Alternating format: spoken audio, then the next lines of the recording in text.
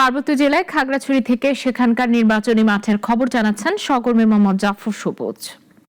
দেখুন, পার্বত্য জেলা খাগড়াছড়ির 298 নং সংসদীয় আসনে খাগড়াছড়িতে সর্বমোট 11 জন প্রার্থী রয়েছে। তার মধ্যে 3 জন স্বতন্ত্র প্রার্থী আর বাকি 8 জন হচ্ছে বিভিন্ন দলের মনোনীত প্রার্থী। এর মধ্যে থেকে গতকাল বিকেলে খাগড়াছড়িতে জাতীয়তাবাদী মারমা সম্প্রদায়ের বিশাল এক র্যালির মধ্য দিয়ে নির্বাচনী পথসভা শুরু করেছেন 298 নং সংসদীয় আসনের বিএনপির মনোনীত ধানের শীষের প্রার্থী ওয়াদুদ ভূঁইয়া। তো তিনি এই পথসভার মধ্যে মানুষকে বিভিন্ন রকমের প্রতিশ্রুতি দিয়েছেন এবং বলেছেন যে পাহাড়ি সঙ্গে সকলে মিলে যেন এই শহরকে, এই পাহাড়কে সমৃদ্ধ এবং সুন্দর রাখতে পারে, সেই সুবাদে সকলে মিলে কাজ করার একটা আহ্বান জানিয়েছেন। অন্যদিকে বাংলাদেশ জামায়াতে ইসলামের মনোনীত প্রার্থী অ্যাডভোকেট ইয়াকুব আলী চৌধুরী খাগড়াছড়ির মাটিরাঙ্গা উপজেলার টাইমডং ইউনিয়ন থেকে নির্বাচনী প্রচারণা শুরু করেছেন।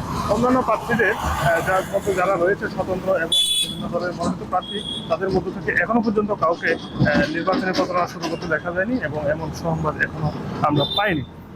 এদিকে যে দলগুলো নির্বাচনী পথসভা বা প্রচারণা শুরু করেছেন, তাদের মধ্যে খুবই জমজমাট নির্বাচনী প্রচারণা চলছে এবং এই এলাকার মানুষ উৎসবমুখরভাবে এই নির্বাচনী প্রচারণা চালিয়ে যাচ্ছে।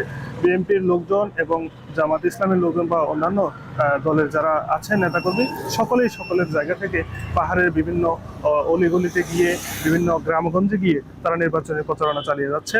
তো এখনো পর্যন্ত খাগড়াছড়িতে নির্বাচনী প্রচারণার যে একটা উৎসবমুখর পরিবেশ, সেটি দেখা যাচ্ছে।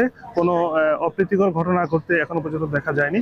তবে আশা করা যাচ্ছে যে এভাবে যদি সুন্দরভাবে এই পরিবেশ বজায় রেখে যদি নির্বাচনী প্রচারণা চালানো যায়, তাহলে এখানে ভোটের আমেজ খুব সুন্দর এবং পরিবেশ বান্ধব হবে বলে আমরা বিভিন্ন সাধারণ মানুষ মনে করছে। তো খাগড়াছড়ি থেকে নির্বাচনী প্রচারণা নিয়ে এই ছিল আমার কাছে সর্বশেষ।